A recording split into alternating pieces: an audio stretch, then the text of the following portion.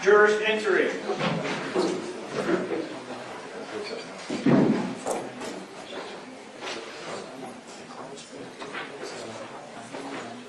Ladies and gentlemen, welcome back. Come on in. Once you're back at those same seats, you may be seated. Ladies and gentlemen, welcome back. Once you're back at those same seats, you may be seated. All parties may be seated. Ladies and gentlemen, those of you using the notepads, I'll give you a moment to get the notepads back out.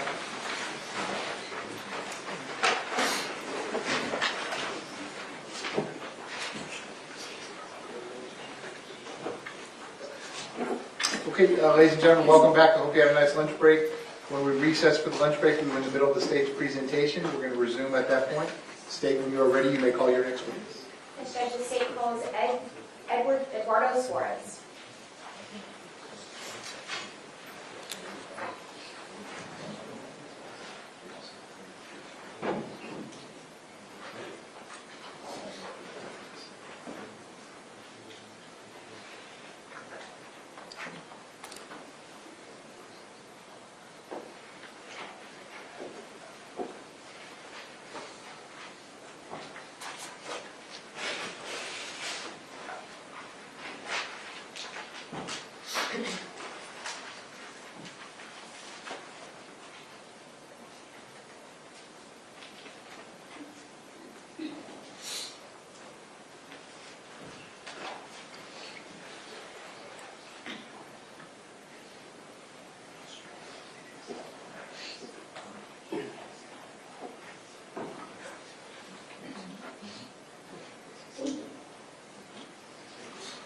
Sir, if I could have you come all the way up here to the witness stand, please.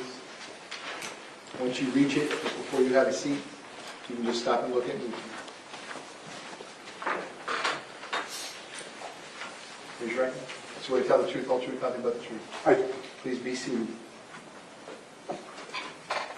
And once you are seated, if I can get you to scoot that chair all the way up as far as it will go.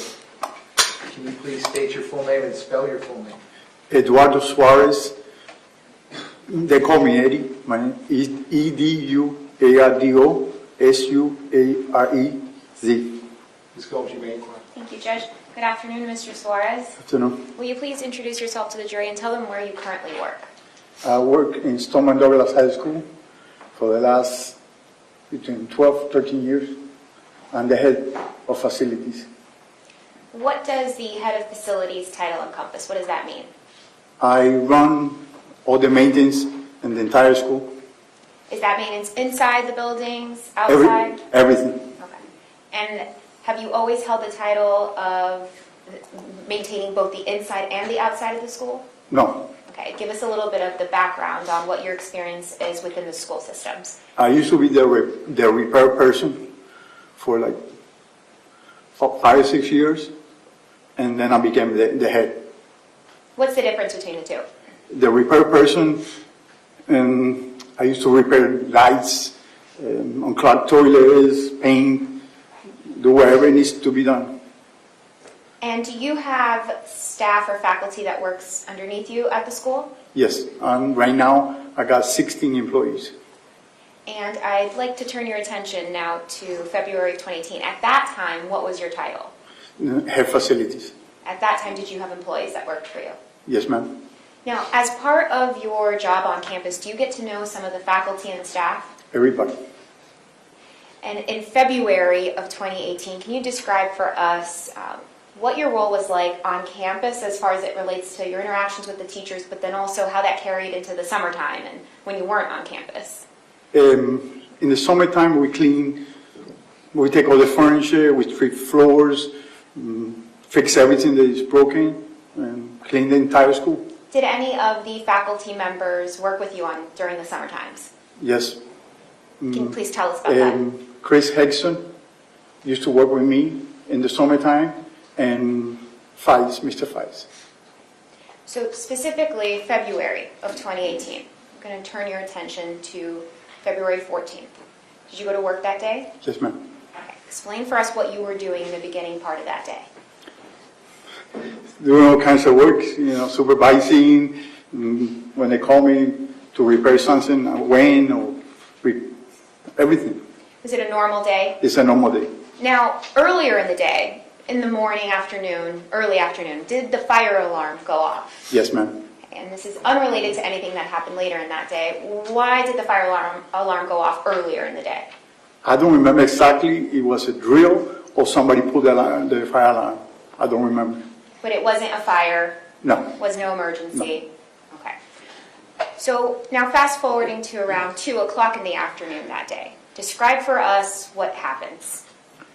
Around 2:10, 2:15, maybe, give and take. They called me to the front office because my assistant that comes at 2 o'clock was not there that day. And I went, I took care of the call. When I was coming back, I stopped in front of the cafeteria to tell my guys what to do for the night. And then that's when I heard a noise that sounds like firecrackers for a couple seconds. And then the fire alarm came out. When you first heard those noises that sounded like firecrackers, where were you in the school? Right in front of the cafeteria by building 2.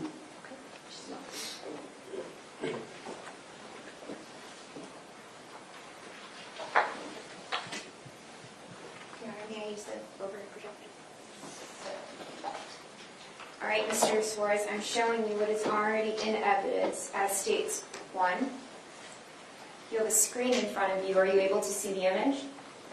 Yes. Okay, I'm going to zoom in a bit on the relevant part of the campus for your testimony.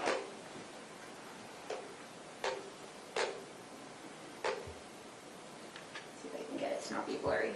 Is that blurry, or can you? No, I can see it. Okay. Can you do me a favor, and you're actually able to use, there's going to be a marker that pops up on your screen, and you'll be able to touch the screen. So if you select the pencil icon The bottom. on the bottom left, Bottom left. Okay. there you go. Okay, now you should be able to use it. Let's see if it works. I'm going to ask you to please circle for us which building you were in when you first heard those firecracker sounds. It's not moving. It's not working. Okay. Judge, may I approach the witness? Sure.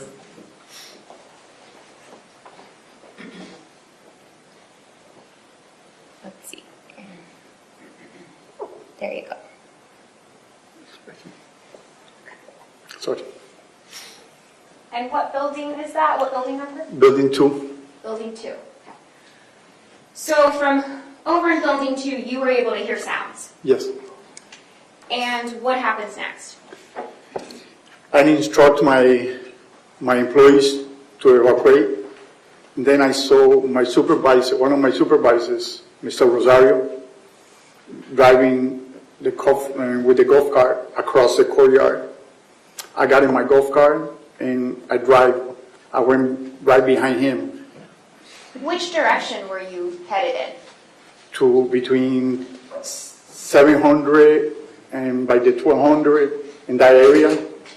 Why were you headed in that direction? I was following him.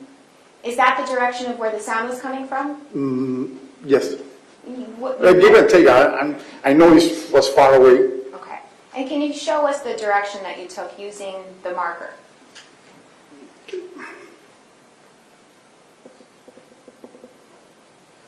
Okay. Now, you arrive in that area. As you're in your golf cart traveling towards that direction, do you hear any other noises? By the time I got there, I started hearing shots. At that time, I realized there were shots. So when and what are those two buildings that you're standing in between at that time?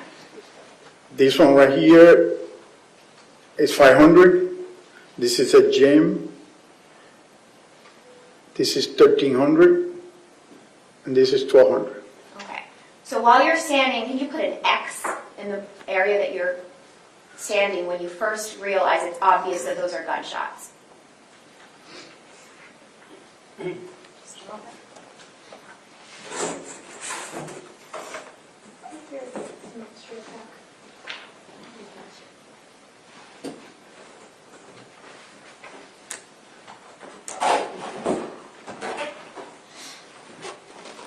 I'm going to ask you to point out here where you were when it became obvious to you that you could hear gunshots.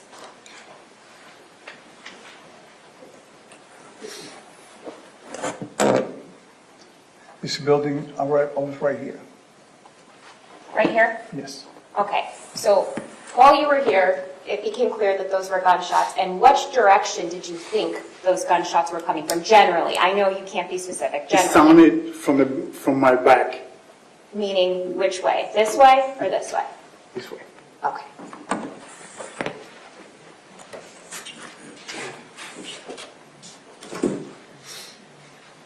So you realize those are gunshots. What do you do?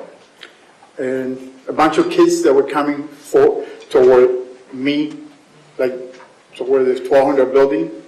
And I stopped them, and I started putting them in the first room that was available, room 504.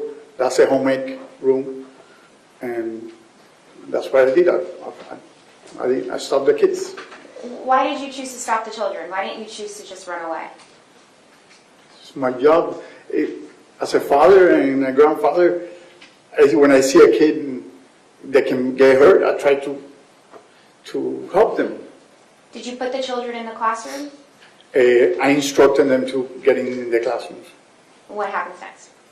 A couple minutes, when all the kids that were inside, I drove back to my office because I saw a kid running. I tried to get him inside. He was so fast that he was faster than the golf cart. Then when I turned, I saw everybody was evacuating, leaving to West Glades, and I met Mr. Rosario there, and a couple more APs, and some of my employees, and a few teachers, and a bunch of kids. Did you all together take a route? Yes, by the canal. Can you describe that? We have to even break some trees, to go around the canal to West Glades. Were you eventually able to get to safety? Did law enforcement come? It was a chaos. A lot of people, there were maybe 600 or 700 kids, I'm not sure, but everybody was safe there.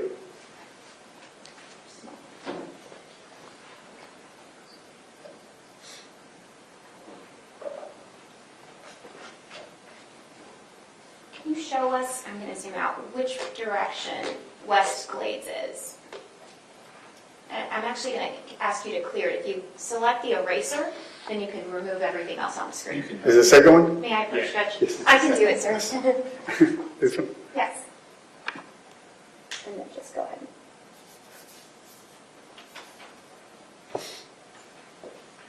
Just select the marker again one more time on the bottom.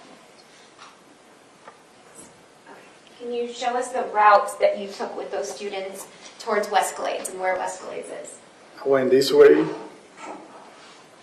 that way.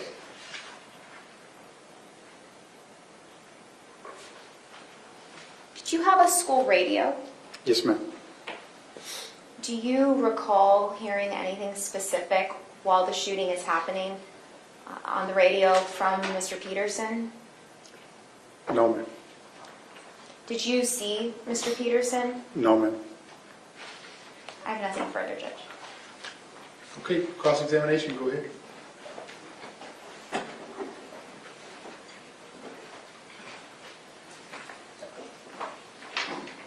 Good afternoon, Mr. Suarez. Good How are you, afternoon. sir? Nice to see you again. If you recall, I had the chance to ask you questions in a deposition. Yes, ma'am. Yes, sir. Okay. If I understood you correctly, you said that you were the head custodian at Stoneman Douglas, correct? Correct. And you've served in that capacity for about 12 to 13 years, correct? Correct. And on the day of the atrocity at the school, you were the head custodian, correct? Yes. And you also knew Scot Peterson because you worked with him, correct? Yes, sir. And what was your relationship like?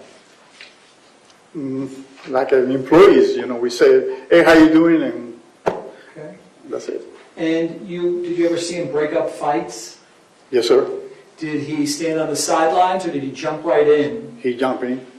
Okay, you didn't see any hesitation or anything like Yes, that? sir.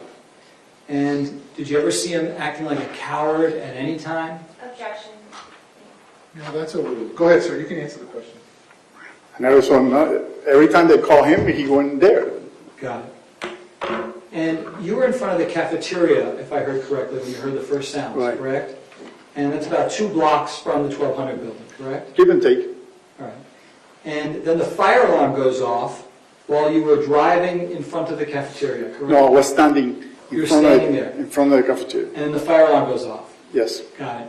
And that was a loud alarm, I would imagine. Yes. Okay. Now, when you heard the sounds, I think you said that you initially thought they were firecrackers? Yes? Right. And you couldn't tell precisely where those firecrackers were coming from, correct? No, sir. And you also couldn't tell whether they were from inside or outside a particular building, No, correct? sir. And you couldn't even narrow down, if you had to guess, you couldn't narrow down where they were coming from. No, sir. All right. Describe for the jurors, as you described to me once before, like the area and why it would be difficult to know precisely where certain loud noises would be coming from. Okay, the cafeteria is surrounded by buildings. Yes. It's a courtyard in the middle. Yes. And behind the 700 is the 1200, 1300, and the gym. And those buildings are all very tall, correct? Yes, two stories. Okay. 1300 is 1 story. Okay. Well, you're aware that the 1200 building It's 3-story. Got it. They're all pretty big buildings, right? Yes. Okay. And did you experience, when you heard loud sounds, a very loud echo? No, sir.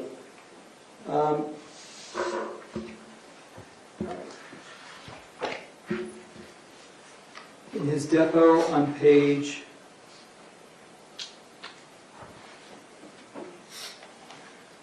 number 9, line 6, and describe it. Objection, Your Honor, improper impeachment. Yeah, that's the thing.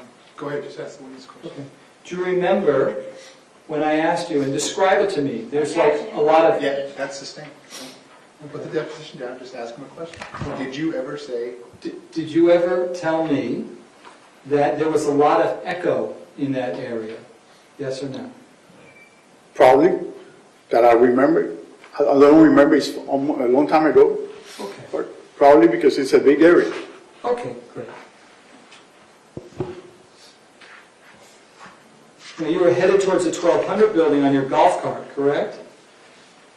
Towards building 5, 6, 7, 12, and 13. That's the area that I was following my supervisor. Got it. And you weren't going in that direction because that's where the sounds led you. It's just because your supervisor was going there. Correct. Mr. Rosario, correct? Correct.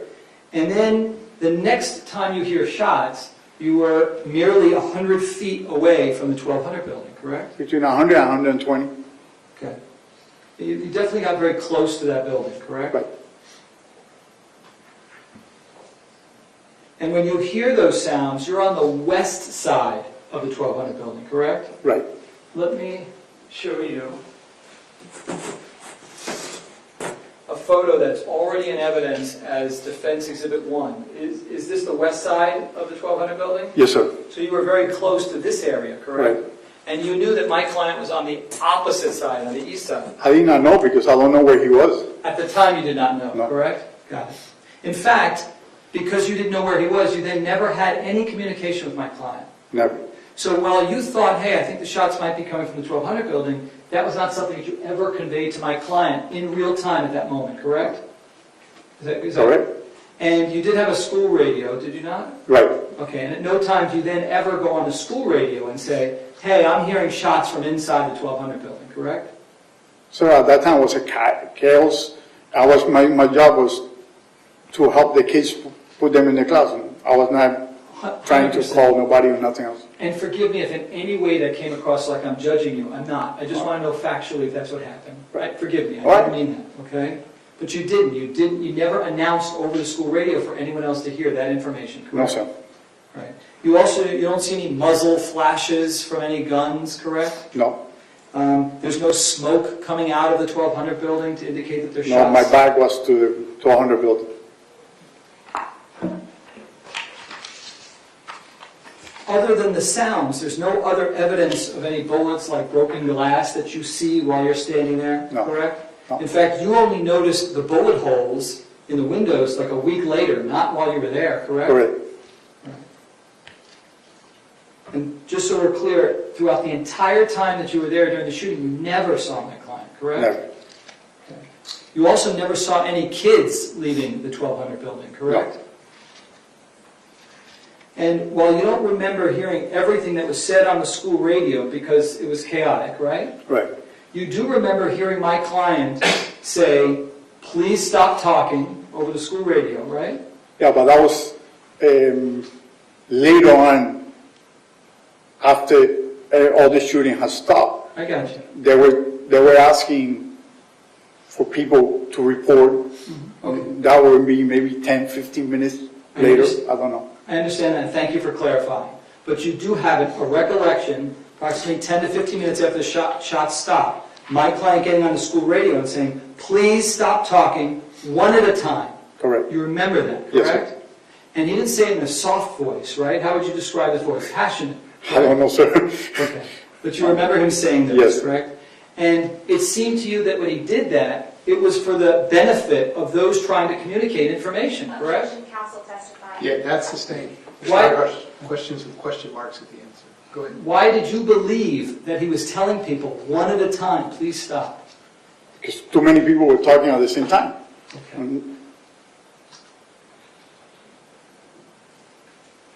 And one final question, sir. Have you ever had a chance to speak to my client about what he was going through during the shooting? No, sir. Objection, relevance.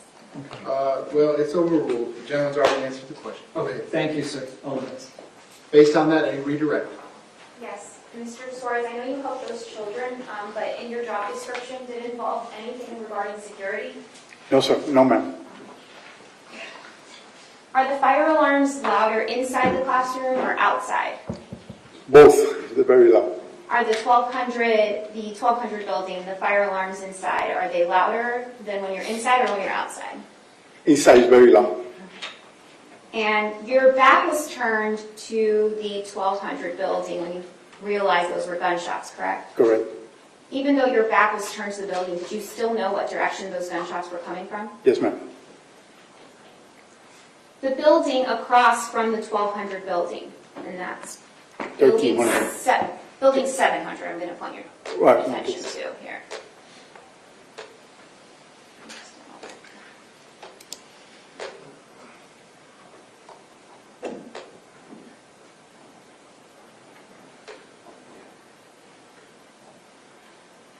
Can you please circle building 700? Can you circle it for me? Thank you.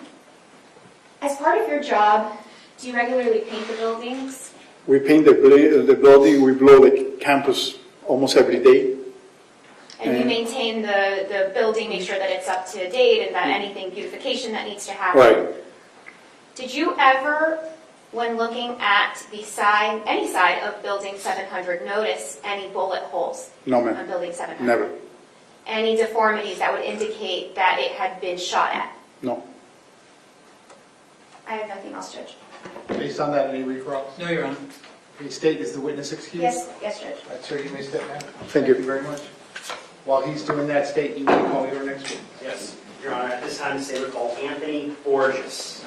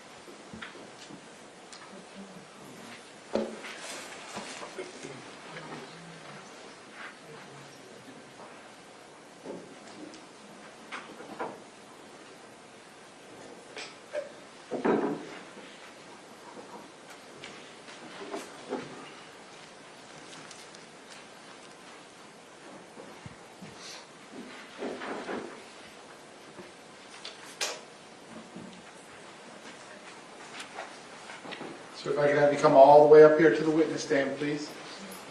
Once you reach it, but before you have a seat, you can just stop and look at me. You raise your right hand. You swear to tell the truth, whole truth, nothing but the truth. So please be seated.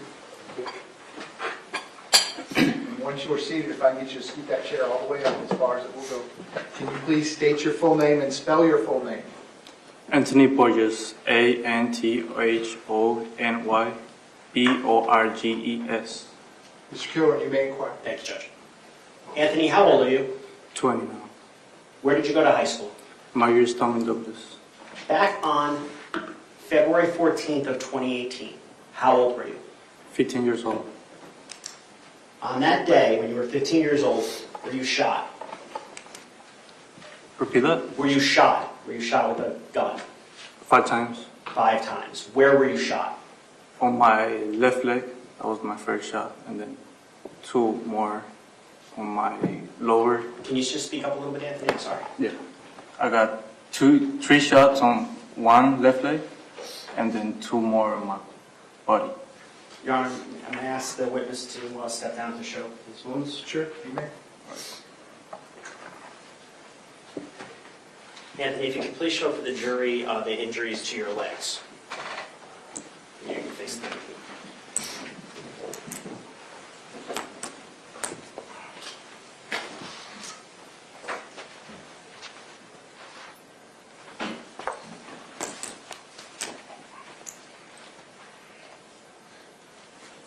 And Anthony, could you please show the injuries to your torso?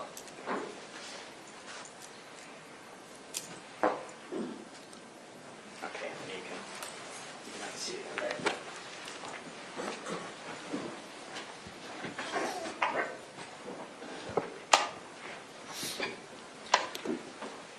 Now, going back to the beginning part of February 14th, 2018, was it a normal day? before Yeah, the it shooting? was straight on the day. Was it Valentine's Day? Yes, correct. Did you have plans for Valentine's Day after school? I had a plan with my ex-girlfriend, Nicole. With your ex-girlfriend, but girlfriend at the time? I had a teddy bear and everything. I had a plan to see her after school. Okay. So the teddy bear was a gift for her? Yes. Okay. Now, where were you during fourth period? Study hall. Study hall. What building were you in? 12, The 12 building, the 1200 building. What floor were you on? 3rd floor. 3rd floor. Do you recall what class you were in? What's the number? Yes, the number, Class? sorry. No, I don't remember that. Okay. It was study hall, though. Yeah, it was study hall. Okay. Now, during study hall, were you allowed to wear headphones? Yeah, pretty much you can do anything, homework, music, whatever you want. Okay. That day, were you wearing headphones? Yes, correct. Now, at some point in time during the fourth period, did the fire alarm go off? Yes. Okay. Before the fire alarm went off, did you hear any sort of unusual noises that you didn't typically hear on a normal school day? There was a weird, like a whistle sound, but I didn't pay attention that much, but it was like kind of weird. Like a whistle sound? Yeah. Okay. Did you have any idea what that sound was? No. Okay.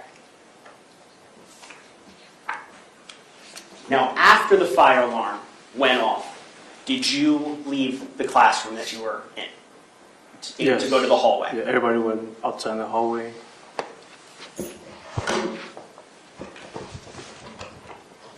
May I pursue witness? You may.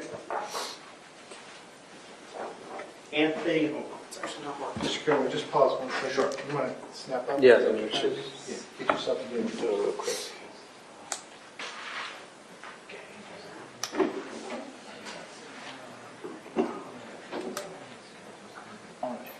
You all set? Yes. Okay, go ahead, sir. Your Honor, may I pursue witness? You may. Anthony, I'm showing you what's been previously marked for identification as states K. You recognize this? Yeah, that's me. Can you speak up a little bit louder? Yes, that's me. You see yourself in this picture? Yes. Okay, what are you wearing? Nike hoodie with a Adidas black pants, and it was a Nike white shoes. Okay, you guys speak up a little bit louder. What kind of shoes? Nike shoes. Okay. Your Honor, at this time, the state would request to move in state what's already been previously marked as states K and as states 11. Any objection? No objection. Without objection, states K for identification will now be in evidence. That is State Exhibit 11. Your Honor, may I publish? And this can go on the screen. Understood. You may. Thank you, Your Honor.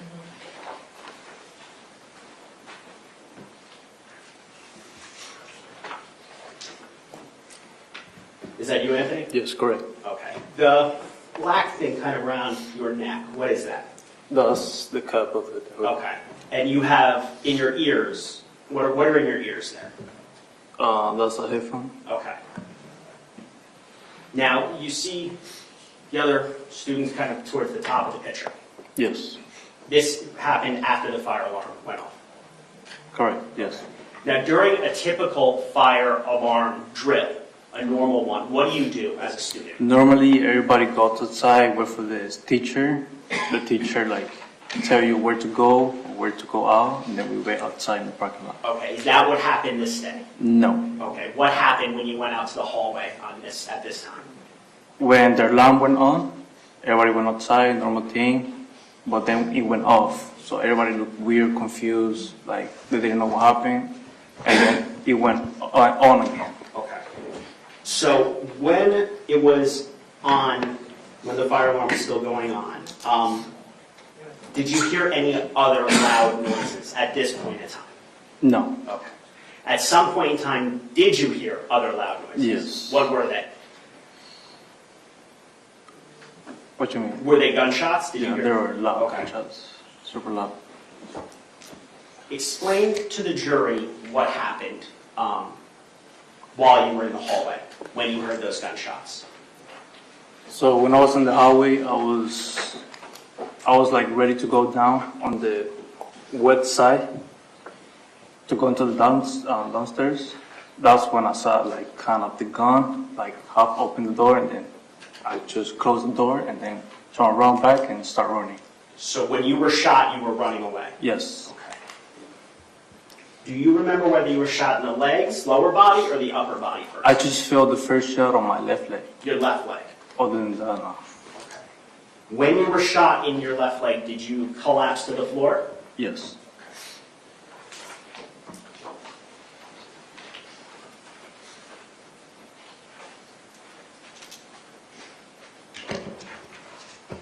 Your Honor, may I approach the witness? You may.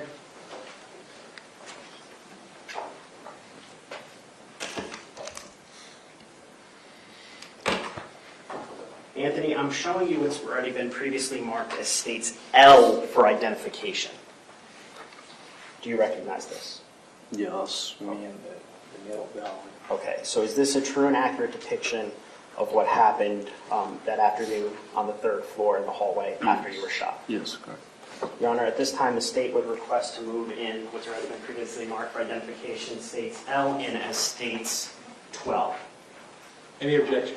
No objection. Without objection, states L for identification will now be in evidence that it states Exhibit 12. May I publish, Your Honor, or with the TVs on? Court, every unit, the TVs are off. Yeah, we need them all off.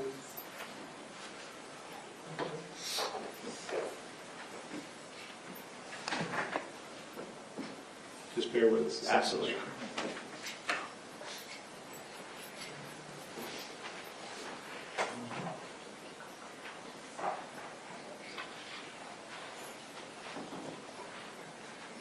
Everything's off? Your Honor, may I publish? Yeah, go ahead.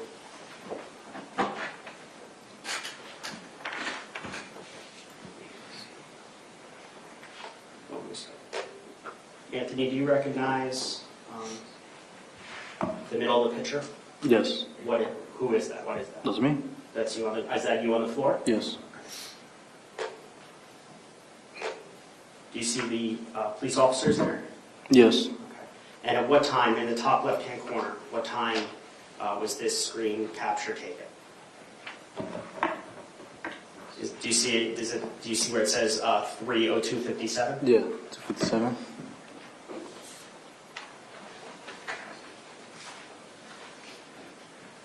Now, what that picture showed, is that where you were on the floor for approximately 40 minutes after you were shot? Yes, correct.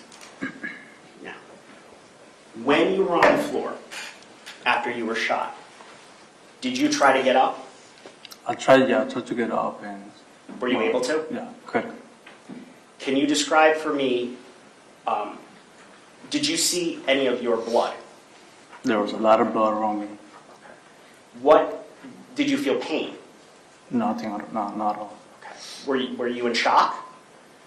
Not really. Okay. What did you see besides your own blood? Were you able to look around? Yeah, I was able to look around. I was looking like a few victims. You saw a few Bodies. other victims who were on the ground? Yes. Right after you were shot, did you see the shooter? I saw him when he shot me, but kind of like when I went to the floor and looked like fast, Okay. he was holding with the one hand. Did you, when you were on the floor, did he ever shoot you again? No. Okay. So the 5 shots were all one barrage? I or one guess, flurry? yeah. Okay.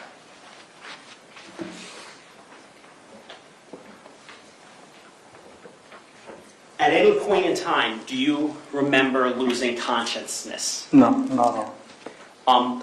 What else did you do while you were on the floor? Did you have your phone with you that day? Yes, I did. Did you make any phone calls while you were on the floor? I called my mom first. She didn't answer. I called my best friend. He didn't answer it. And then I called my dad. That's when he answered. Your dad answered the phone. Yes. Did you speak to your father? Yes. Why did you call your dad? My finals saying goodbye to him. Did you think that you were going to die? Yes. Did you have any other, what else were you thinking while you were on the floor on the third? When I threw the phone away and everything, I was thinking about like where's the help, where's the cops, like how long they're gonna take this for taking me out, you know?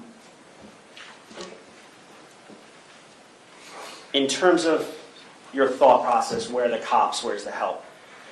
Did you keep thinking that over the course of the 40 some odd minutes you were on the floor, or did you eventually stop thinking about that? I eventually accepted that, so I was like, you know what, I'll just chill over here. Can you just say that louder? I'm sorry. I just accepted the death. You accepted that you were going to die. Yeah.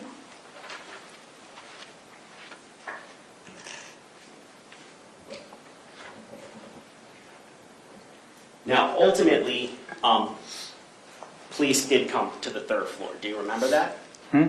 Ultimately, eventually, police officers arrive on the 3rd floor. Yeah, after 40, 45 minutes. Say that louder. You got to speak Yeah, a little after louder. 40, 45 minutes, the cops came. Okay. And do you remember what those police officers did? The attorney came on my legs, my body, they check everything. I was right. They asked me for my name, where I'm from, how old I am, everything. Okay. So you said that the tourniquet was put on your legs? Yes. Okay. Were you in the hallway when the tourniquets were applied, or were you somewhere else? I was in the hallway, still. Were you ever dragged from the hallway into like the stair, the landing? Yes. Okay. Eventually, were you brought down the 3rd stories and brought to an ambulance? Yes.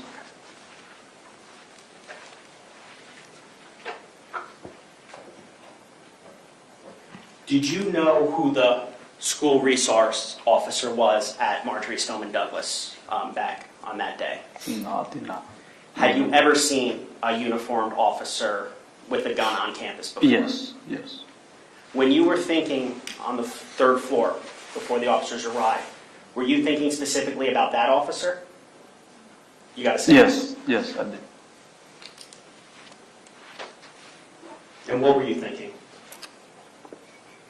I was thinking like, there's no way like this could have happened to me or anyone, you know. If I'm an officer, I have a gun, I will automatically just go inside and like save anyone. Now, in terms of your injuries, we obviously saw them, but approximately how many surgeries have you had? 14, 13 surgeries. 13 or 14 surgeries? Yes. Okay. Now, previous to February 14th, 2018, did you play any sports? Yeah, I did play soccer. That was my whole career. So that was what your dream was to play soccer? Yeah, I was literally there to be professional. I was going to Brazil and play. So let's slow down there, just because you spoke kind of fast there. Yeah. You went to Marjory Stoneman Douglas to play soccer? Yes. Okay. And your hope was to go to Brazil to play at some professional level? Yes. Okay. Correct. These injuries, did they prevent that from ever occurring? For sure, yes. Now, these injuries, do you still, do they still hurt at times? They do still hurt sometimes. Not too bad like before. Which, the legs or the upper body? My legs, pretty much. Which leg? My left leg. Your left leg still bothers you? Yes. Is that the one that you've had the most surgeries on? Yes. Okay. And as part of your injuries, did you have to wear like a colostomy bag? I did, yeah.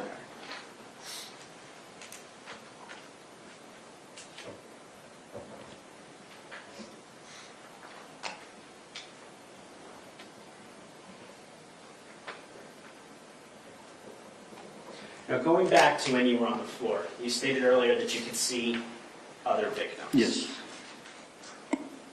Do you recall how many you could see? About 2 bodies. Do you recall what they were wearing? There was a girl in front of me wearing a pink shirt, and there was a guy wearing like a military, one of those RTC Okay. things. So was the person wearing the pink shirt, were they closer to you where you were? Yeah. super And the close. person wearing the military ROTC farther away? Farther away, yeah. Did you see them moving at all? No, not at all. Did you think that they were deceased? Well, I tried to talk to them, but and no response, Okay. nothing. You tried to talk to them. At any point in time after you were shot, did you yell for help? I did, yeah. What did you yell? Help, help. Did And Spanish too, ayuda. In Spanish and in English? Yes. Okay.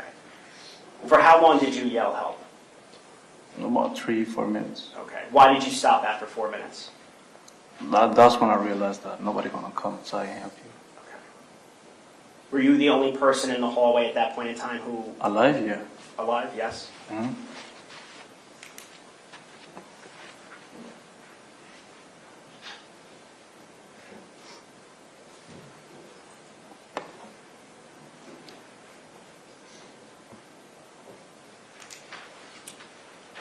Now, when you were shot, did you hear the gunshots? No, I did, yeah. Super loud. You gotta speak up, Anthony. Yeah, I did. Super loud. They were super loud. Yes. After you were shot, after you were on the floor, did you continue to hear shots? No, I couldn't hear after like Okay. a few loud bangs and shit. Are you familiar with previous to February 14th of 2018, were you familiar with the sounds of guns? Well, I used to live in Venezuela, so that was a normal thing to hear over there. So in Venezuela, it was normal to Yeah, hear yeah. gunshots. Yes. So did you instantly or immediately know that that was a I gunshot? did, yeah. Okay.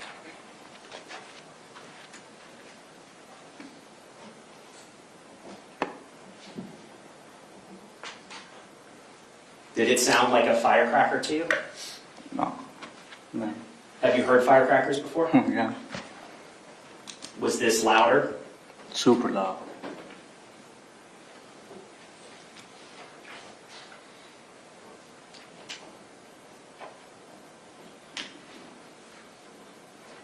Now, going back to the injuries just very briefly, the pain in your left leg, the other things, are these injuries, after consulting with medical professionals, that you're going to be dealing with the rest of your life? Pretty much, yeah.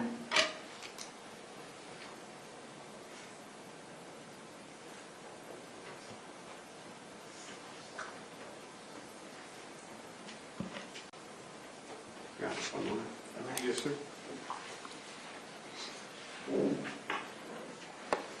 I have nothing further for Anthony at this time now. Okay, cross-examination, go ahead.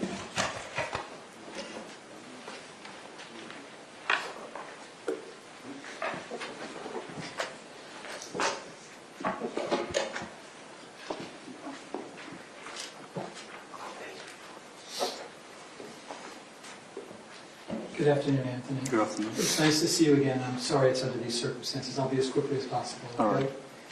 I think I heard you say that you were in the 1200 building, correct? Correct. And it was on the third floor that you were on, correct? Correct. And if I remember from our discussion, you heard a teacher talking about final exams, right? Correct. And that's when the fire alarm went off, Correct. correct? And the teacher told everyone to go outside of the classroom for the drill, right? You guys thought it was a drill, fire Yes, drill. for You sure. didn't think it was real, correct? And before you go outside of your classroom for what you thought was a drill, you never heard what sounded like any gunfire to you, correct? Correct. And because as you told the prosecutor, you know what gunfire sounds like. Yes. And I think you described it as like a whistle sound, It was like an echo from like the second floor, I think, I guess. like an echo of some sort, I heard right? like first, yeah. Okay. And would this be accurate that you said that it's like you grab a stick and you shake it from side to side? Yes, Does that correct. sound right? Those are your words, not mine. Yes, Is yes, that right? correct. Okay. But definitely not gunfire, correct? No. So none of the shots on the first or second floor did you hear I as couldn't hear, gunfire, yeah. correct? In fact, as you go into the hallway of the third floor, you're very calm, right? I'm sorry, I have to maybe Yes, say yes yes, or no, yes. because the court reporter can Yes. write down a nod. Okay. And the other kids that were with you were flooding the hallway there on the third floor, and they're very calm too, correct? Yes. It didn't look like they had heard any shots either, correct? Yes. Everyone seemed to be normal, right? Yes. No one was running until the shooter gets to the third floor and begins to fire. Isn't that correct? Yes.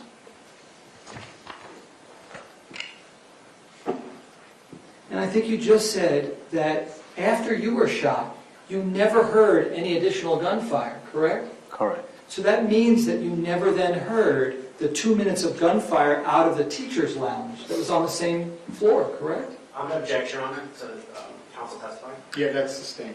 So you definitely never heard any additional gunfire after you were shot, correct? I mean, how could I hear if the sound was too loud and my ear was I just... understand I think I was bleeding by my ears. that. Yeah, no, I don't blame you in any way. I'm just saying whether you heard it or not. All No? right. In fact, one final question. Of all the shots that were fired in that building, first floor and second and third floor, you only heard 4 shots. Isn't that correct? Correct. Again, I'm sorry this happened to you. I wish you the very best. All right, State, any redirect? Just one question. Go ahead. Anthony, you stated you heard only 4 shots. You were shot 5 times. 5 times, yeah. That's probably like my ear wasn't like off or anything. One more question, 2 more questions. Was the sound of the shots, were the sound of the shots so loud that it caused your ears to basically deafen? Yes. I have nothing further. Based on that, any recross? No, no. State, is the witness excused? Yes, yes. All right, sir, you may step down.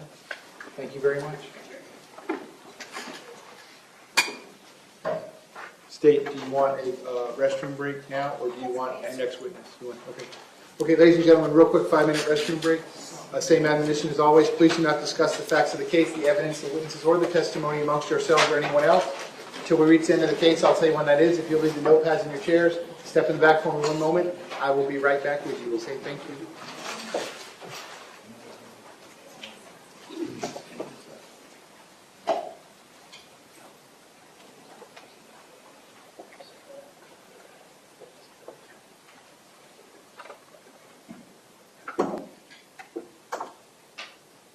Okay, we're outside the presence of the jury. Everyone can be seated. Real quick 5-minute restroom break. We'll be in recess for 5 minutes.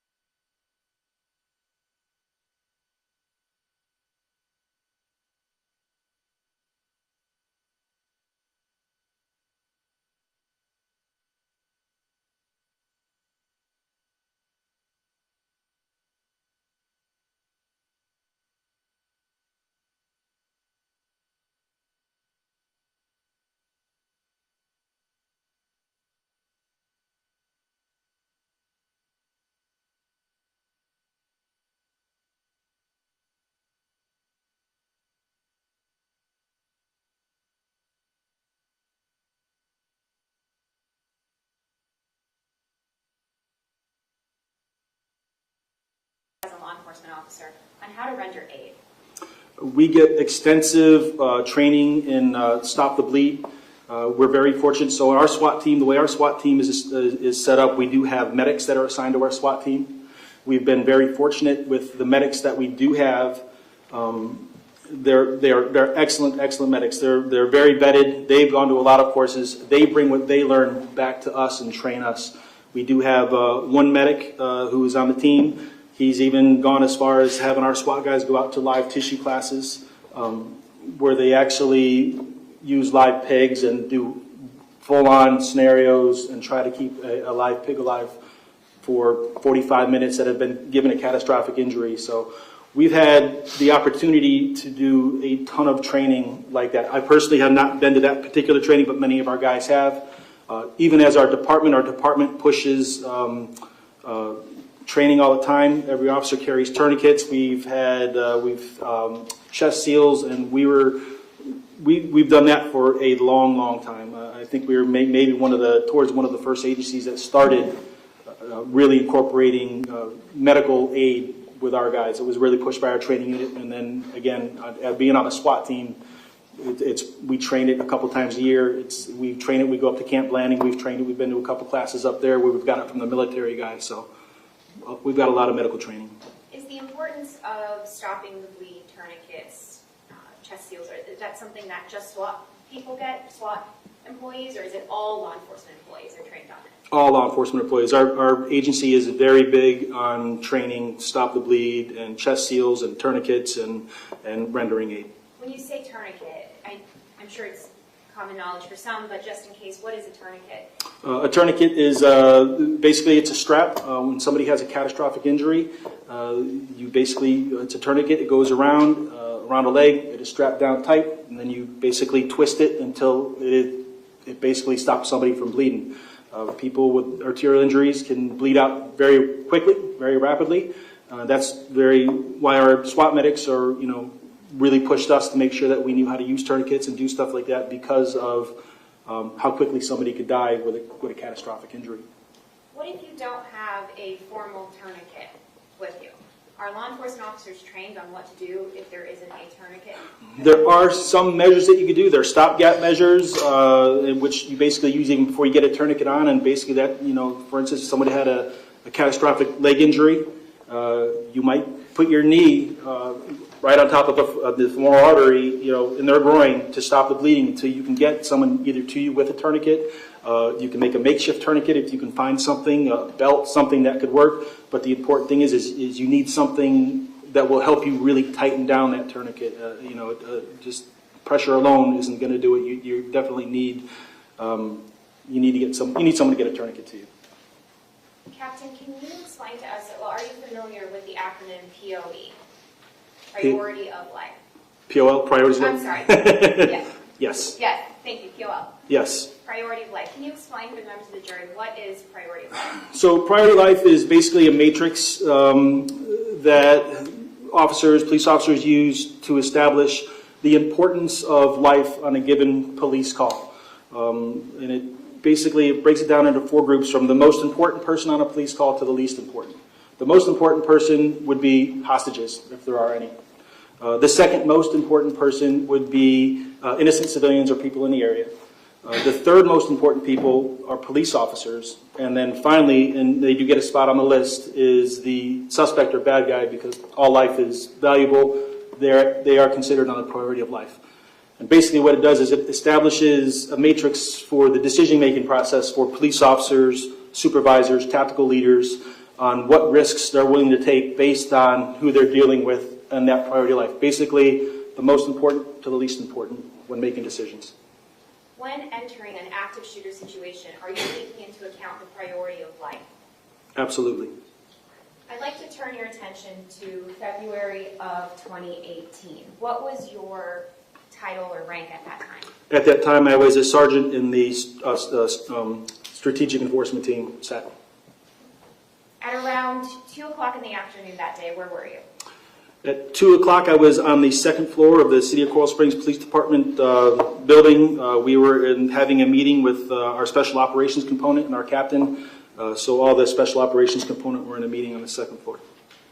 Explain to the members of the jury what happens while you're in your meeting. We were fairly well into the meeting, and over the radio, I believe I heard Sergeant Reed say something about we're getting reports of an active shooter at Douglas. Our dispatch got on the air and said, yes, we are getting reports of an active shooter. Our phones are blowing up, were the exact words that were used on that radio transmission. And at that point, it was run downstairs, get in our cars, and head up towards Douglas. If you recall, approximately how long did it take you to get to the school campus?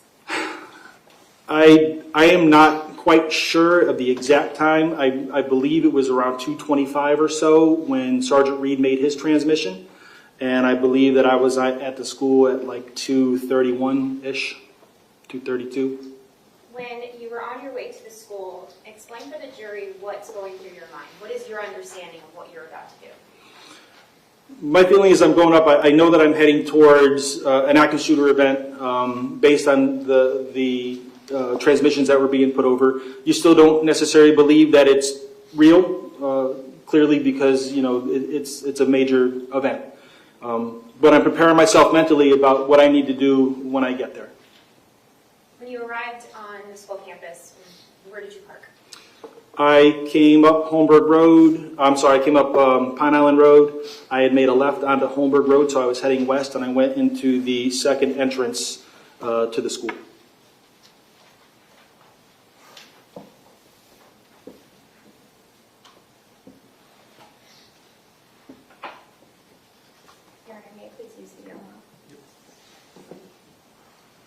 Captain, I'm showing you what's already in evidence as states 1.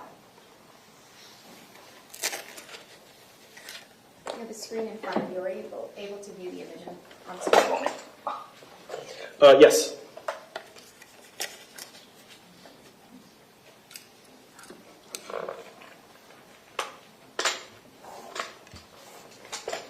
Your Honor, may I have the editing feature turned on? Yeah.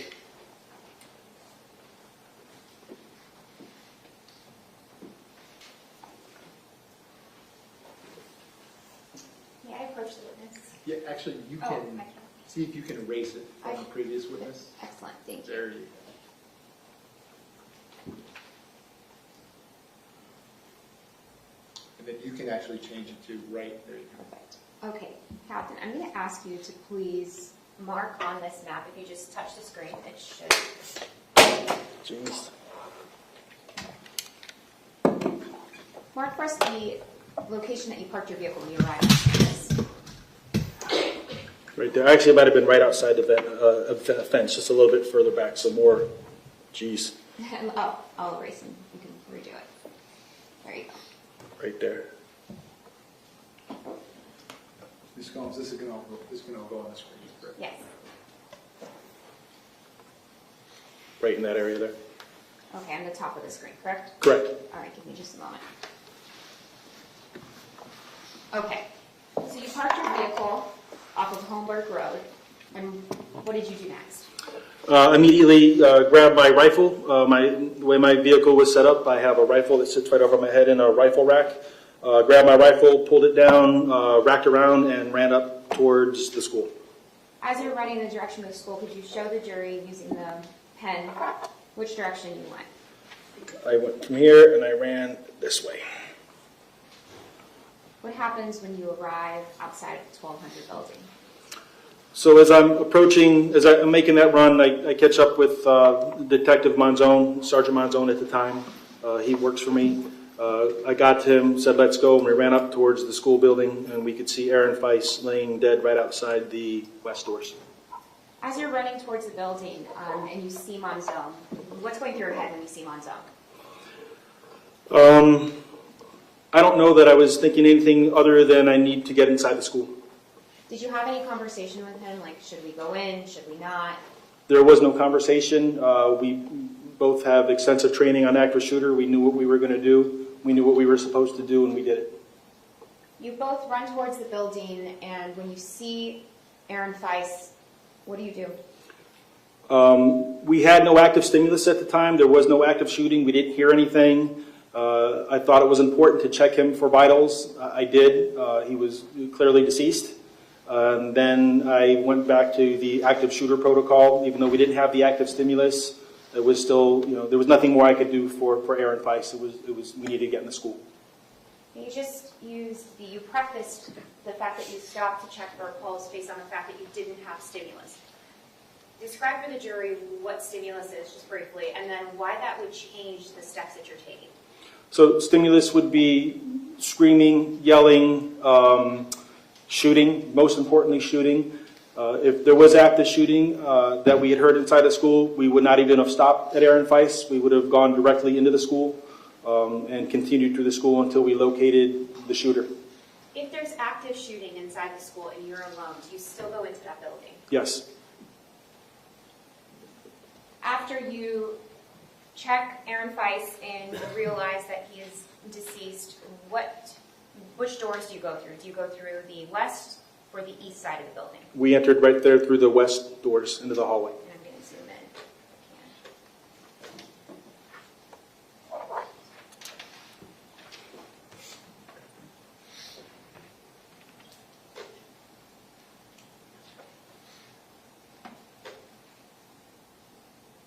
Now, before you go into that building, you said you reverted back to active shooter.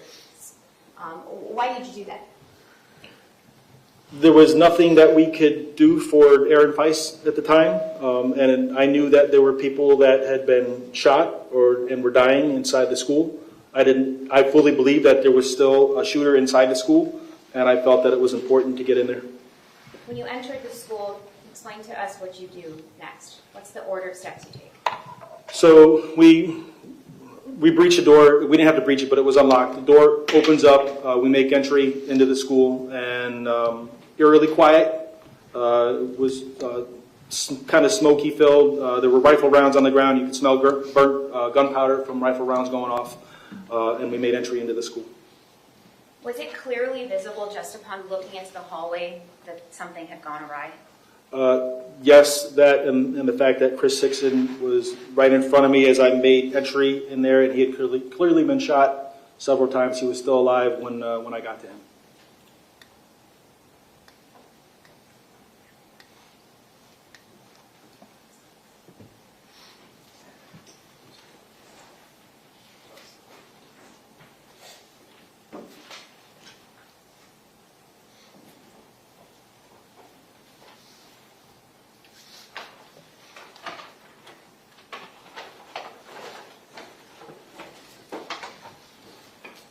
Going to the TV is going to have to go off, please. Yes, please. Or Deputy Hearing, the TV is going to have to go off, please. And for the court's reference, I'm now playing what is already in evidence as states 6F10.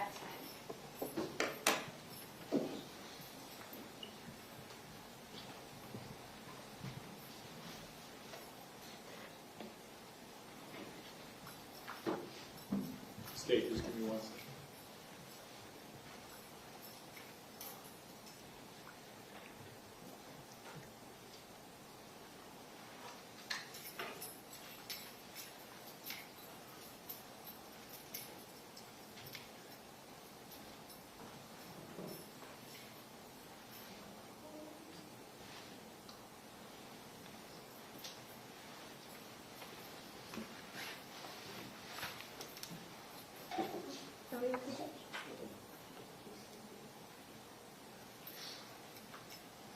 Court Deputy, have we got one?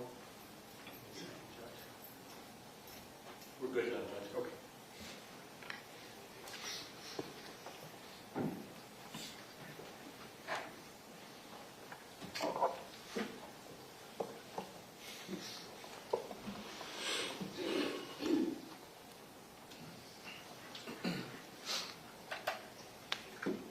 Aaron, can you go back in the pause?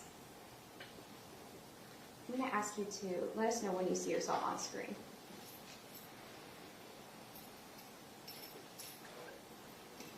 That's me. And that's Scott Myers right behind me, pointing at the third floor windows. Who is Scott Myers?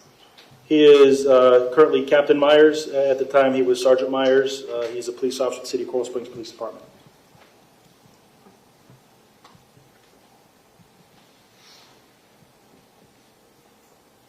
Hit pause?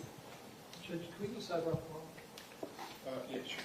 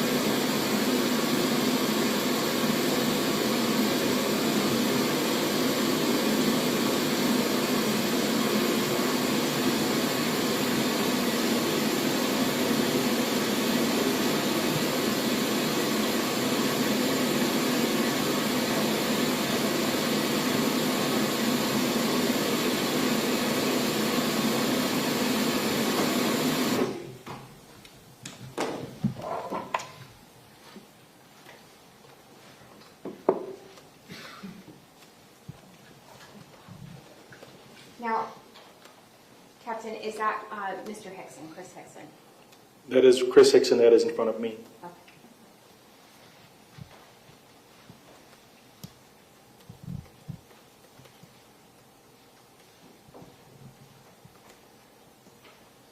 At this point, is it your understanding that you are to believe that there's still an active shooter inside the building as you're operating through that building?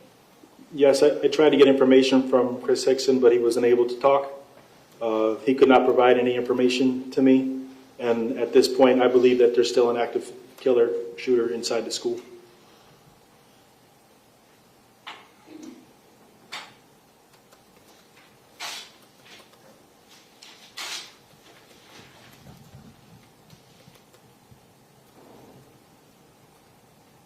I see you pointing your rifle into the hall. Why are you doing that? So I believe, again, there was still an active killer in the school. Again, not having any stimulus, that evacuating Chris Hickson in that position is not necessarily an active shooter protocol. But the fact that there was no active shooting going on at that time, I felt it was important to render as much aid as we could, at least get him out, get him to people who could give him the proper first aid and medical care. But again, that's not necessarily active shooter protocol to treat. Again, this will sound bad, had active shooting started right there, we would have abandoned him right there and moved towards the active shooting wherever it may have been inside that school. Why would you do that? Because although Chris Hickson is injured and in dire need of medical care, the longer you wait, or as I'm stopping, or if I was to stop to treat him, more victims are being made by the shooter further on in the problem, on the second floor, third floor. As someone rendering aid, I could never keep up rendering aid to everyone else who the shooter was killing.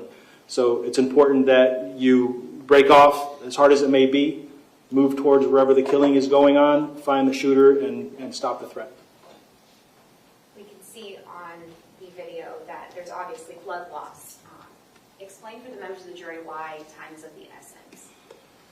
You're just going to bleed to death. Bullet wounds are catastrophic. They cause catastrophic injuries. The rendering of treatment in a situation like this most likely is going to come all from police officers, and because you've got to stop the bleeding. You can't live if you don't have blood in you. You don't have anything to circulate. So stopping the bleeding is the most important thing that needs to happen in that situation. Based on your training and experience, is a matter of seconds or minutes what can determine how much blood loss is fatal? Just from training that we've had, a femoral bleed, I believe you can die within 2 minutes. Depending on where you're hit in the chest or body, you hit an aorta, you don't have very long to live. After you removed Mr. Hickson from the building, what did you do next? So Gil Monzone, he and Ryan Wilkins ended up taking Chris Hickson out of the building, took a golf cart, evacuated Chris Hickson away. Myself and Scott Myers were in the school at the time. At this time, it was just him and I that were inside the school, just basically covering down the hallway and waiting for the next stimulus to prompt us. We were ready to start moving through, but we were waiting to basically hear gunshots. I was fully convinced we were going to get in a gunshot or a gunfight in that school. You're on the first floor, you don't hear any gunshots, so where do you maneuver to next? So we start navigating down the first floor. A couple more officers, very quickly, Sergeant Monzone got back inside the school with us. We started moving from west to east on the first floor of the school building, and shortly thereafter, the east doors popped open on the other side of the hallway. Who was on the other side of the hallway? So those doors came open, and it was actually another police team of Coral Springs guys that were going to now started coming in from the east side of the school. Now, were those all BSO, Coral Springs? I believe it was mostly Coral Springs, but I don't know everybody who was in that stack. Was there any plan at that point? The only plan was as soon as that door opened, I said, I don't remember if I verbalized it over the radio or if I said it down the hallway, blue, blue, blue, because I was pretty convinced that it was police officers. When that door opened, I heard somebody talk. It's a police officer that works for us. He's got a pretty distinct voice. He's got a pretty deep voice. I knew it was him. He said that he saw my shiny bald head, and he knew that it was me on the other side. So there was no risk of a blue-on-blue shooting. We had identified each other as police officers in that same hallway. Tactically, it doesn't make sense to move two teams down a hallway towards each other. Bad guy pops out in the middle of us. Now we're just shooting at each other to address the bad guy. So I turned over the first floor to them, and I took my team and I moved up to the second floor. And you just referenced that you don't know if you were using your radio or you were shouting down the hall or speaking loudly. If your radio isn't working, what do? You have to find a way to communicate, whether it's shouting down the hallway, send runners, whatever it takes to get information to the people that need information. Is a radio not working a reason to not continue your duty as a law enforcement officer? No. Are you actually trained on what to do if your radio is malfunctioning or if you can't hear each other? I don't know that we necessarily have training on it. You adapt and you deal with it. In a situation like that, radio, not radio. I know initially that I did not have a whole lot of radio transmission anyway. I was not really going to take my hand off my weapon to work my radio, fully believing that any minute I could engage somebody. So at that point, even running to the school initially, the radio wasn't a concern for me. You move to the second floor, and what happens next? Get up to the second floor, start moving from west to east across the second floor, come into contact with some classrooms. The classrooms are locked. I made eye contact with a girl inside one of the classrooms. I kind of motioned for her to come open the door. She did great. She did not come open the door. She held true to the code red protocol. I was there in full police uniform, as you can see in that video. She would not come open the door for me. I motioned for her to come open the door. Still wouldn't come open the door. I said to the team that, at this point, I thought the behavior was odd, so I believe that the shooter could have been in that classroom. I relayed that to my team. I took out my ASP. I actually have it on me here. It has a porcelain on the tip of it, so I could break windows.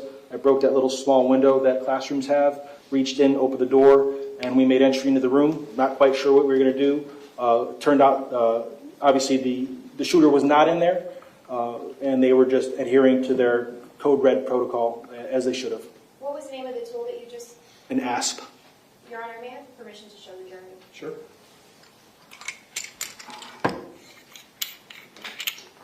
This is the porcelain tip here. I don't know if you want to touch it, see it. This is also an expandable baton. You can break windows with it. It expands to, I don't know, about this long. But this is porcelain here used to break window in emergency situations, somebody trapped in a car, whatever it may be. But it'll break windows, and I used it to break multiple windows that day at Douglas. After you broke the window and you opened the door, you look around, what do you see?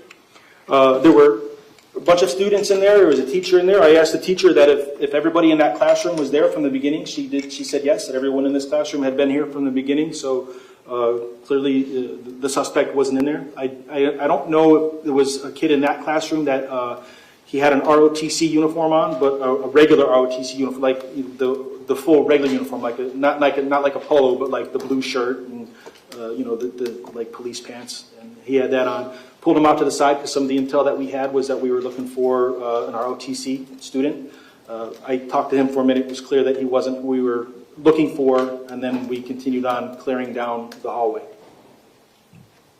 Once you cleared that hallway, did you come into contact with any victims on the second floor? I don't believe anybody was shot on the second floor. What do you do next?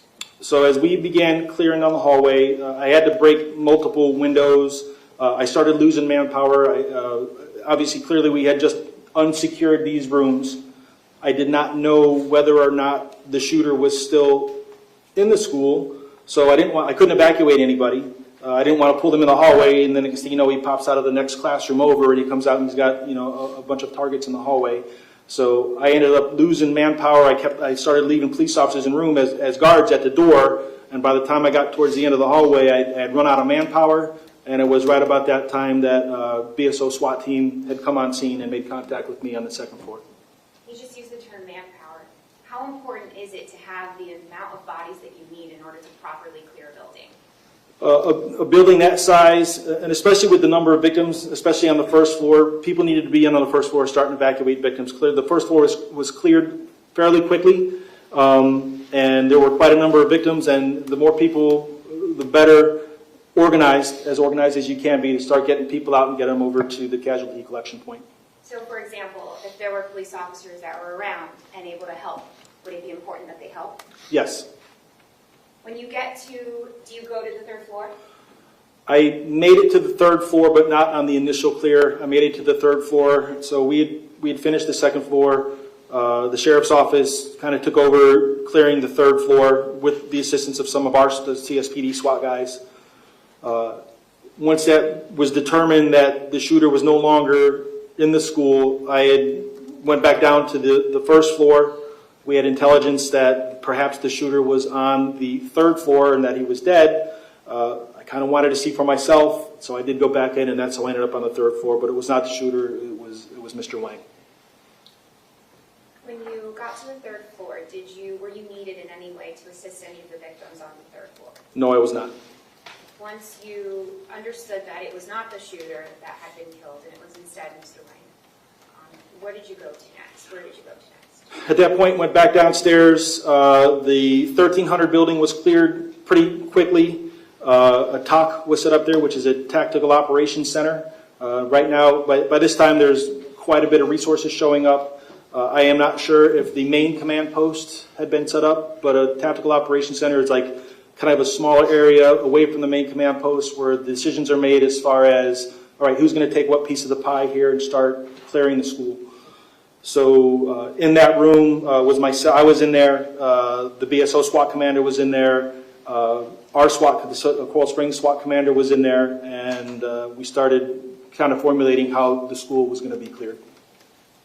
Did you assist in rendering aid to any of the victims that day other than Coach Hickson? Other than checking the pulse of Aaron Feiss and instructing Gil Monzon and Wilkins to get Chris Hickson out, I did not render aid to anybody. And is that because the other officers that actually entered the building were already taking care of the third floor? So, yes, they were already, by the time, they were already on the third floor rendering aid to the victims on the third floor. The people on the first floor had already been evacuated out. So at the time, I didn't come across any other victims that needed aid or that were alive. Prior to this date, did you know who Scot Peterson was? I did not. Just a moment here. Hold on.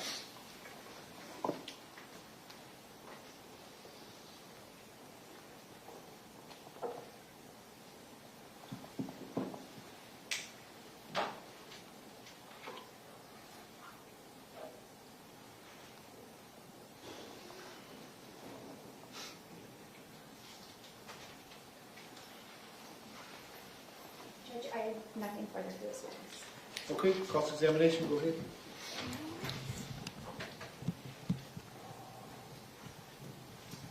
Good afternoon, Captain. Sir? First of all, thank you for your, was it 22 years of service? Yes. I'm extremely grateful. Thank you. Thank you. You're with Coral Springs Police Department, correct? That is correct. That is a completely different agency than BSO, Broward Sheriff's Office, correct? That is correct. You guys have different 911 centers, correct? That is correct. And when any students, for example, made cellular calls from the 1200 building, those calls went to Coral Springs, correct? I do not know where all the 911 calls went. Okay. The information that would have come in to Coral Springs doesn't automatically get shared with BSO, correct? I am not sure at the time how the dispatch centers worked or interoperated with each other. Okay. Are you familiar with a concept called patching Yes. radios? Yes, I am. Okay, tell us how that happens. How does that get initiated? How does that work? Well, I'm not technical as far as how patching. I know that when we ask our dispatch to patch channels together, they can patch channels together. Like if they want to patch, two of our channels together, so we operate on a couple of different channels.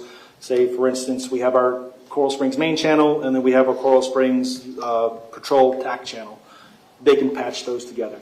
I know they can patch interagency as well. It just requires that agency to ask for the patch and then to make the patch. Okay. And it doesn't take that long to do a patch, correct? I couldn't tell you exactly. Again, not my dispatch is my area of expertise, but no. Got it. But the idea also is that when you patch radios, then you're sharing the information, correct? Correct. You're not operating separately. You're now hearing all the same real-time intelligence, correct? That is correct. Okay. Now, you arrived at the school, and it's a 45-acre school, correct? Correct. Well, I don't know the size, but I know it's a big campus. It's huge, Yes. right?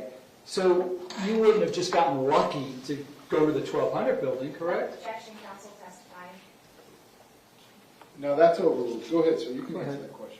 Repeat the question, I'm sorry. You didn't just get lucky and just go into the 1200 building. You had some real-time intelligence, didn't you? Yes, I did. Okay. Now, how did that intelligence come to you? How did you learn to go to the 1200 building and not the other 45 acres?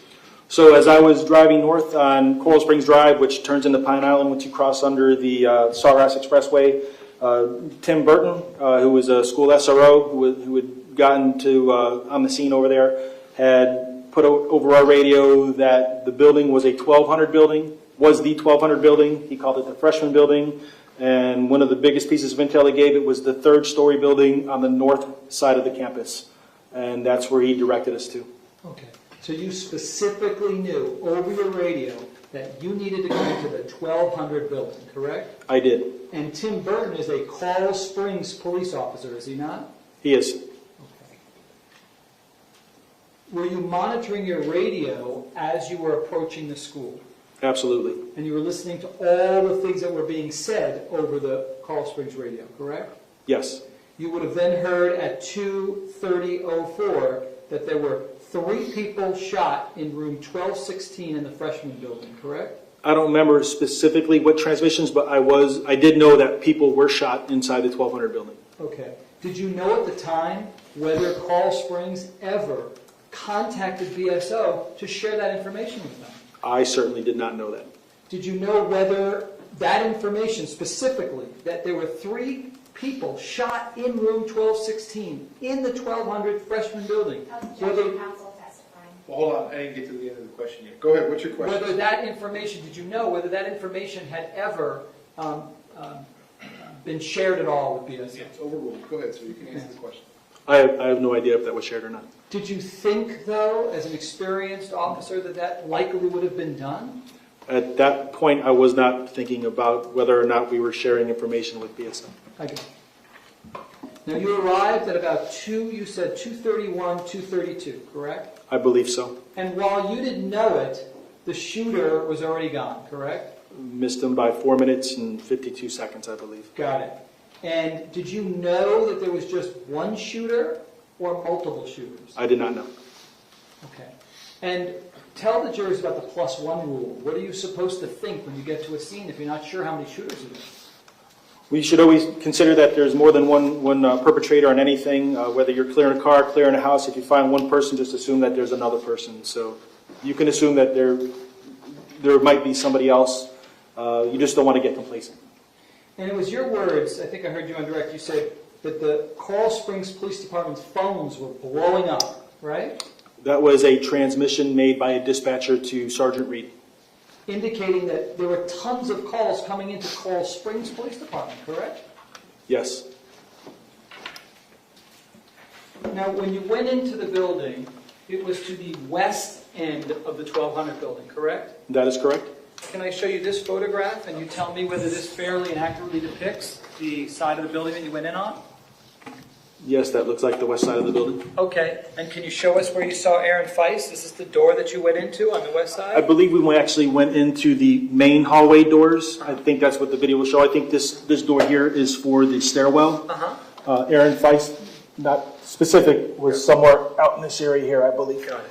And you remember that he was literally outside of the 1200 building, correct? That is correct.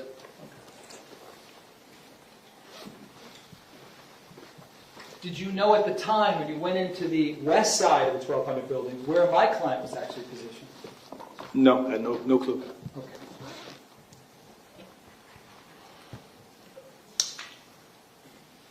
Now, you discussed one of the, you even said, I know this is hard to hear, right? When you were talking about when you go into a building, that you're not there, your first priority is not to actually treat people, but to try to identify where the shooter's located, correct? That is correct. And I think you made it clear to them, and just tell us why you said, I don't remember the exact words, but you were almost like uncomfortable saying that, right? That you're not there to just stop and treat everybody. Can you tell us why you said that? Certainly, it's not easy to hear that law enforcement is going to bypass your loved ones or injured people who clearly need aid, children, adults, whatever it may be, in order, basically people screaming for your help, and you're running by them and you're leaving them behind because you know that you have a job to do, which is to prevent him, a shooter, from making more victims like the ones that you're passing over. It's not easy to hear. It's not easy to discuss. Nobody wants to hear that. But it's the reality of what is expected of us.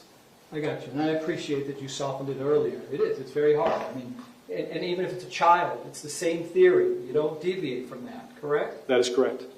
So if there's a child yelling for help, in pain, that's literally bleeding out, you have to walk over them to continue to try to identify where the shooter or shooters might be located, correct? If there is active shooting, and Correct. without the active shooting, it kind of becomes a blend of slowing it down a little bit because, for instance, this case is a perfect example. The shooter was already gone. So it slowed down and became a blend of active shooter response and rendering aid response. But you didn't know that. When you're going in, right, you didn't know whether the shooter or shooters were still in that building, correct? I believe the shooter was still in the building, but Right. I did not know. Right. And so your plan, the way you're trained, the way they're all trained, is you step over bodies and you keep going, correct? Again, this one was kind of a blend because we didn't have the shooting, and that's kind of why I covered with Hickson. Technically, active shooter response wouldn't have been rescue Chris Hickson and get him out. It would have been bypass Chris Hickson if there was shooting. But without the shooting, let's slow this down a little bit. Let's render aid, knowing that once the shooting starts, we are going to wherever that shooting is occurring, and we're leaving everybody behind. You had the luxury, though, of having a team of people with you on the west side, correct? That is correct. And how many people were with you total? I don't know. I wasn't looking behind me. I know initially there was 4, but I don't know. I wasn't concentrating on what was happening behind me. My focus was forward and directing that. Could there have been as many as 6 or maybe even more with you? behind Certainly, you? there may have been. Okay. Now imagine you're alone, okay, alone, and you go in there, okay, and the first priority is to try to find out where the shooter or shooters are located, correct? That is correct. And so if you're alone, you're not pulling Chris Hickson out by yourself and treating him when you think there might be active shooters in that place, correct? That is correct. You have to go and clear out, you start on the first floor, correct? That is correct. Describe for the jurors first, again, imagining one person is going in alone, assuming they even know that there's maybe a shooter or shooters in the building, right? Tell us what you go through to clear each classroom, right? You do one classroom at a time, correct? That is correct. You walk in and you don't just stick your head in and go, okay, it looks good, right? Because someone could be hiding, right? That is correct. Tell us what you go through to clear each room of the 1200 building. Are you talking as a single officer, or are you Let's talking do as... that, because I think that applies here. Well, as a single officer, we have the luxury in Broward County, you're only going to be a single officer for a very short period of time before somebody shows up. Especially in Coral Springs, it's going to be a very short period of time before somebody else shows up to give you backup. To sit there and, being on the SWAT team, we always train 2 to a room anyway. However, if there's active shooting going on, you may not get that luxury. You don't get that luxury of having somebody else with you. You have a job to do. I don't necessarily think I don't want to speculate of how it would go down if you were a lone person in that school for 10 minutes, because I don't know how it would go down. If the shooter was in there, I could tell you how it would go down. As soon as the shooting started, that's where you would go. All right, so if we can just return to my question, you got one person, and that person would start with the first classroom on the first floor, okay? Describe for us what that person would do and how long it would take and where they would search. Again, put us there with words. Okay. What would they have to go through? So if you were by yourself and you had no active stimulus and you were tasked with clearing, start moving your way across the first floor because you didn't have the bodies with you, you would get to the door. You'd have to figure out a way to breach the door, whether it was with the ASP. Again, all the doors were locked, whether there's an ASP or other means. Reality is I got lucky. We were able to break the windows and get inside the doors. By yourself, you would reach in, you would open the door. Again, single person entry in a room isn't what you want to do. It's not what we ever train on a SWAT team. Why? Why would you want to go in by yourself? Because there's hard angles that you're going to miss. You're going to miss it. And what But happens if you miss it? you could get killed. You get killed. A bad guy could be. If you come in and there's a hard angle to the left and you decide to take the hard angle to the right and he's behind you, you could get killed. And I'm assuming you had a vest on, right? I did. Any other gear that would have protected you? Nope, I did not. You didn't have a pistol. You had a rifle too. I had a correct? rifle. That helps. You didn't use just a little pistol. Are you asking if I wouldn't or if I didn't? There was a reason why you chose to use a rifle instead of your pistol. Why? I believed I was going to get in a gunfight with somebody, and rifles are better than pistols. Got it. And so a single person goes into a room, and again, what are they physically doing? Are you looking at every possible place that somebody could be hiding? Again, a single person isn't necessarily going to go into a room. It's not necessarily going to happen that way. The reality is if a single officer, active shooter response, you're going in and you're going to start searching. You probably will end up staying in the hallways to start searching through a school to try to find a shooter. Because if the shooter's on the 3rd floor and I'm trying to get into every alcove, in every room, every bathroom, and everything, I don't know what's happening on the 3rd floor. I may get clues as I move through. I may run by a classroom and I may hear, he's in here. I may hear screaming. I may hear something that would then prompt me to direct my attention to that room. Now, if that did happen and my attention is directed to a specific room, there's also a hierarchy of how you're going to deal with your threats. So if I breach that door, I go in that room, that real threat is going to take priority over any geographic threat. So if I go in there and the bad guy's in there, he's a real threat. I don't care what's on my left. I don't care what's on my right. As a sole officer, I'm still going in, and I'm going to deal with that. I understand. But when you walk in and you stand in the hallway, and there's no real-time intelligence to tell you where to go, what specific classroom, because you had the benefit of knowing specifically that kids were killed in a specific room, 1216, I think it was. But let's just say hypothetically, you just go into the 73-yard building, and you look in the hallway and you don't see any shooter. You have to assume that there's shooter or shooters located potentially in any single classroom, correct? That is correct. Because at any moment they could come out and kill you, correct? That is correct. And if you're not wearing a vest, you will likely die with an automatic weapon, correct? Correct. So before you start walking in a hallway, before you start running around by yourself, you must go through and ensure that there's nobody who could come out of a classroom and as you proceed down the hallway, kill you. Isn't that correct? Without the active stimulus, yes. Without that active stimulus of gunfire, it would definitely pose a difficult problem. That's correct. And if you're not hearing anything from the third floor, let's say, because that was the phenomenon that they were dealing with, you couldn't hear shots. Objection, counsel test. Yeah, Mr. Igosh, this seems to be an ongoing thing. The state objects and I sustain it, and you keep doing it. So am I not making myself clear on this rule? I'll keep going. No, sir. I want you to finish and answer my question. Am I not making myself clear on these rulings? Yes, sir. Okay, so it's improper for you to make statements in front of the jury. You are not the witness. You are the lawyer. Ask the witness a question that ends in a question mark. Go ahead, sir. Did you know whether the students on the third floor could hear the shots on the first or second floor? I don't know. Okay. So if somebody cannot hear any shots on the second or third floor as they go through the first floor, they've got to clear the first floor thinking that there might be shooter or shooters on the first floor. Isn't that correct? Correct. And then they've got to move to the second floor and clear every classroom, and assuming it's one person, they've got to go through and do it by themselves. Correct?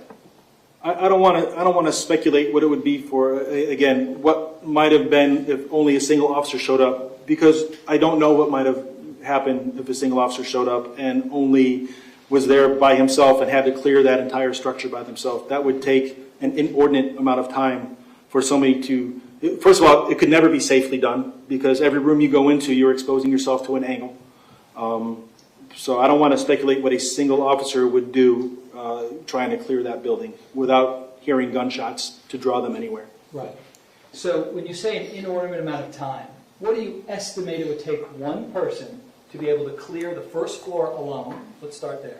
You know? Objection, speculation. Yeah, that's a statement. How long did it take you, with the team of people you had, to clear the first floor? I did not clear the first floor. I partially cleared the first floor, then we moved it up to the second floor. All right. Why did you only partially clear the first floor? The other team came in from the east side, and it created a blue-on-blue situation where we'd be moving down a hallway towards each other, and so that's bad tactics. I got you. So how long did it take you to clear half of the first floor with your team? I don't even know if it was half. It was a section of the first floor. I couldn't speculate. It's on video. You would be able to see how long it took. I don't even think we made it in that many classrooms on the first floor, my team, until we went up to the second floor. Is there any way that you can at least just give a ballpark as to how long you think it took to clear just a portion of the classrooms on the first floor with your team? Objection, asked and answered. No, that one's overruled. Go ahead, sir. You can answer the question. I would be guessing. Repeat the question. I'm sorry. Yeah.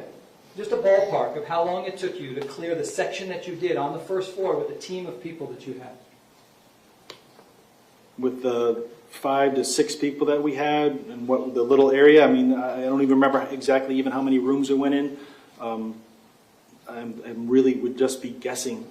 I don't know. I know when we made entry into the classrooms, a single classroom would take a minute or two. Okay. And so if we apply a minute or two to each classroom with a team of 6.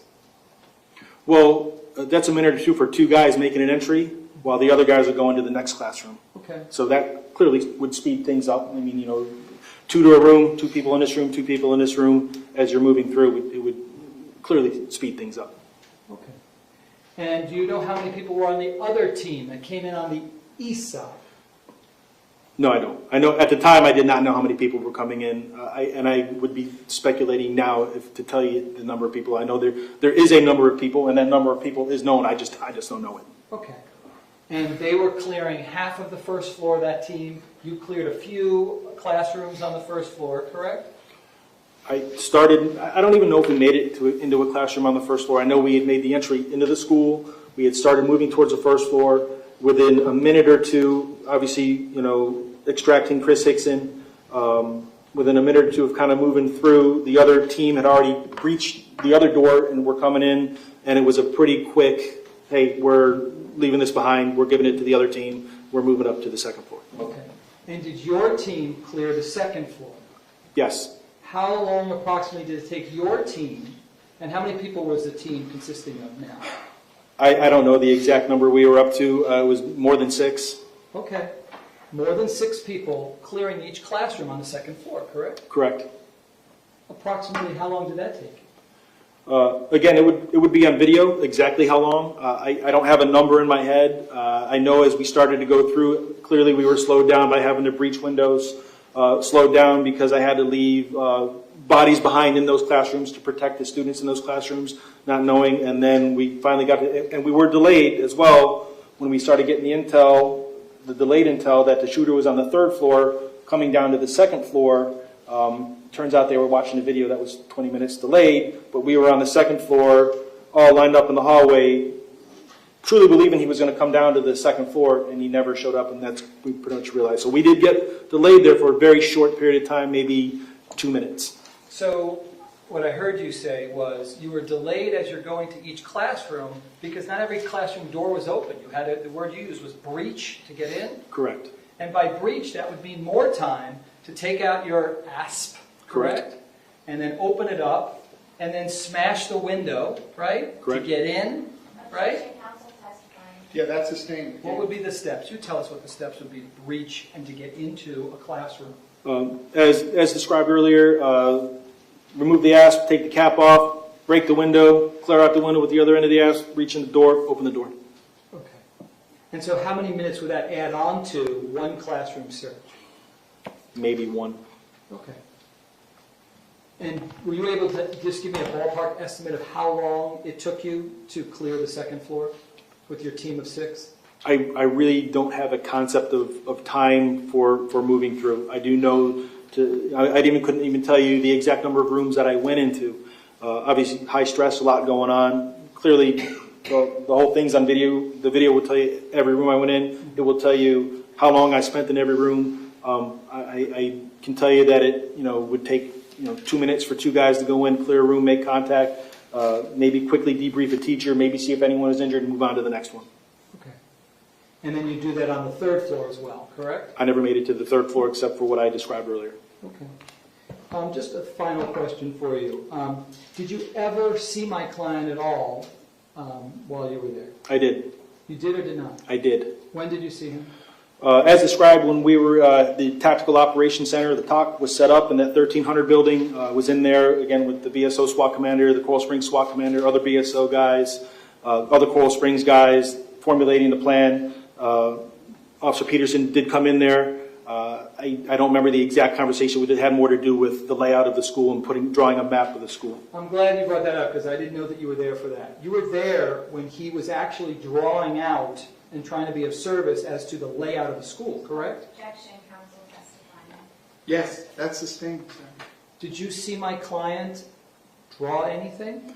I don't know if he drew it or if he was describing it to the BSO SWAT commander. He might have drawn it. It would have made more sense for him to draw it than to try to describe it. So I imagine that he drew it, but I don't remember specifically. Did it appear that he was being of service to fellow officers? He was certainly trying to give intelligence at that time, yes. Okay. Sir, I thank you. Thank you for your service. Thank you. Okay, based on that, any redirect?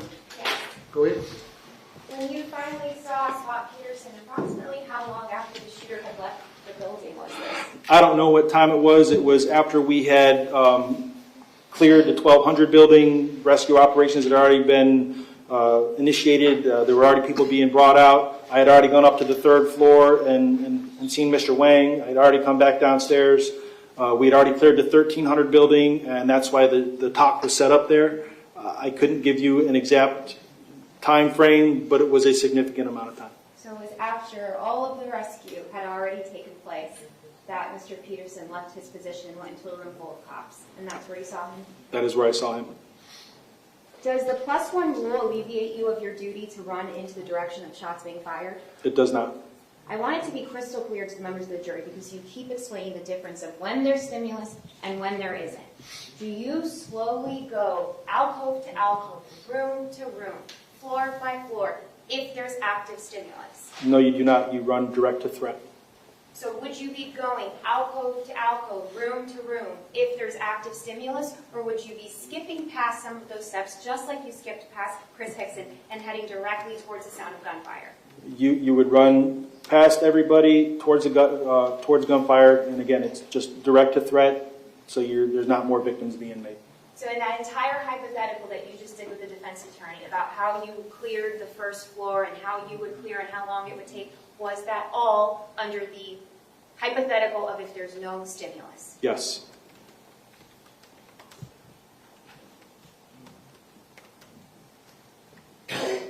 You talked about real-time intelligence. Are the sounds of gunshots real-time intelligence? Absolutely. So if you're standing somewhere and you can hear gunshots for almost 5 minutes, 70 rounds, is that stimulus? 100% stimulus. And does that stimulus, should it have an effect on any reasonable law enforcement officer? Yes.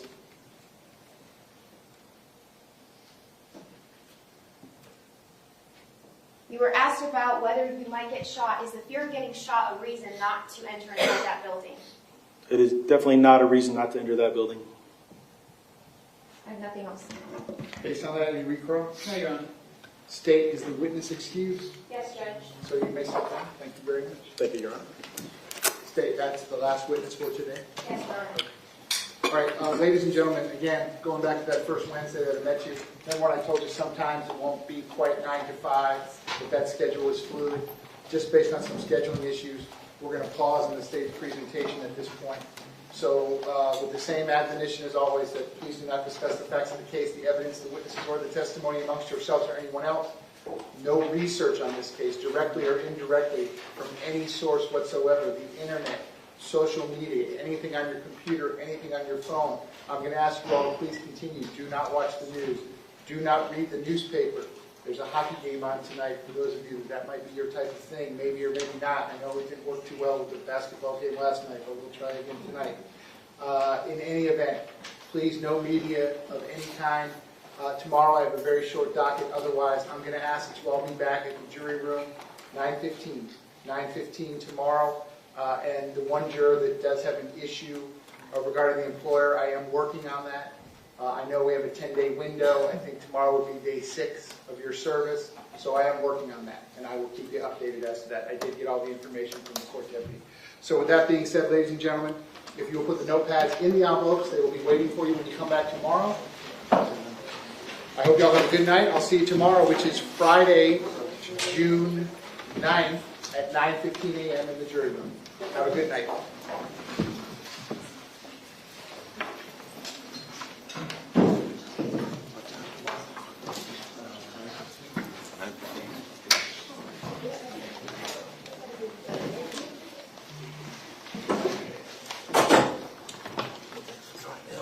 Okay, we're outside the presence of the jury. State, anything you need me to address before we recess until, let's call it 9:30 tomorrow?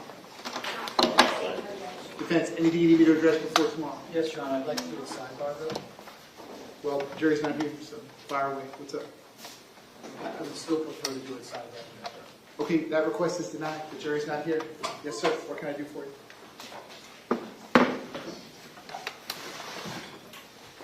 I was admonished numerous times from this court. I want to do everything in my power with as much respect I have for this court, not to deviate from the rules that the court has set up. Not my rules. Rules of trial, practice, and procedure. Judge, I'm being completely sincere. This is why